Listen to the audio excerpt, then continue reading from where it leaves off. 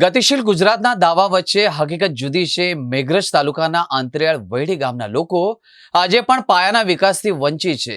ગામ પાસે વહેતી નદી પર પુલ ન હોવાના કારણે વિદ્યાર્થીઓથી લઈને ખેડૂતો સુધી બધા જ જીવના જોખમે નદી પાર કરવા મજબૂર બન્યા છે। ગામ લોકોની સ્પષ્ટ માંગ છે કે તાત્કાલિક પુલનું નિર્માણ કરવામાં આવે। હાલ એક તરફ ગતિશીલ ગુજરાતની વાતો થઈ રહી છે, ગામડે ગામડે વિકાસ પહોંચ્યો હોવાના દાવા પણ થઈ રહ્યા છે, પણ આઝાદી બાદ આજે પણ ગ્રામ્ય વિસ્તારના લોકો પાયાના વિકાસથી વંચિત છે। દર્શક મિત્રો, વાત છે મેઘરજ તાલુકાના અંતરિયાળ અને રાજસ્થાન સરહદ આવેલું વૈડી ગામનો। વૈડી ગામ પાસેથી વૈડી નદી પસાર થાય છે। વૈડી ગામમાં લગભગ 200 ઘરની વસ્તી છે। આ ગામના રહીશો, ખેડૂતો, વિદ્યાર્થીઓને પોતાના અભ્યાસ તેમજ દૈનિક કામકાજ માટે નજીકના મોટા ગામ વાઘપુર જવું પડે છે। વિદ્યાર્થીઓને શાળાએ જવા, બેંક તેમજ પોસ્ટના કામકાજ અર્થે કોઈ ચીજ વસ્તુની ખરીદી કરવું હોય તો પણ વાઘપુર ગામે જવું પડતું હોય છે। આરોગ્યની કોઈ બીમાર સમયે પણ વાઘપુર ગામે ડોક્ટર મળી રહે અને સરકારની આરોગ્યલક્ષી 108 સેવા માટે પણ નદીમાં થઈને જવું પડે છે। બીજી કોઈ વૈકલ્પિક વ્યવસ્થા નથી। હાલ ચોમાસું ચાલ્યું છે ત્યારે આ વિસ્તારના અને ઉપરવાસના વરસાદના કારણે વૈડીમાં પાણીની આવક પણ શરૂ થઈ ગઈ છે, જેથી ગ્રામ લોકો, ખેડૂતો અને વિદ્યાર્થીઓ જીવના જોખમે નદી પાર કરવા જવું પડે છે।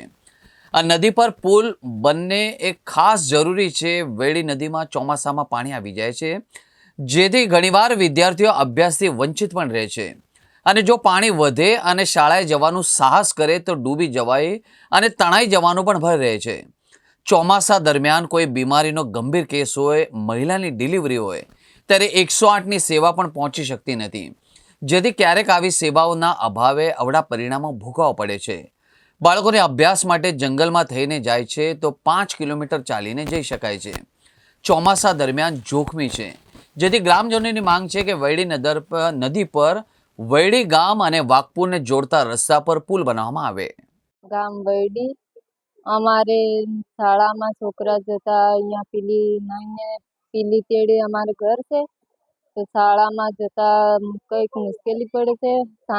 સવારે વહેલા મૂકવા આવવા પડે અને સાંજે લેવા આવવા પડે, ને ટેકવા બાજુ થાય અને અમારે જવું પડે, ને ડિલિવરી બેન કે શું હોય તો ગાડી કોઈ આવી શકે એવી નથી।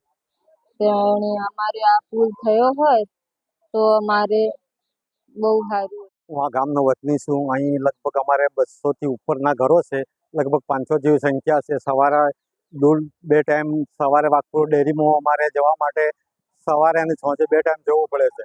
સ્કૂલ પણ અમારે સવારે છોકરાને મૂકવાને લેવા માટે જવું પડે છે, અને કોઈ પણ દુકાનનું કામગીરી હોય તો વાઘપુર જવા માટે બહુ પ્રશ્ન રહેશે।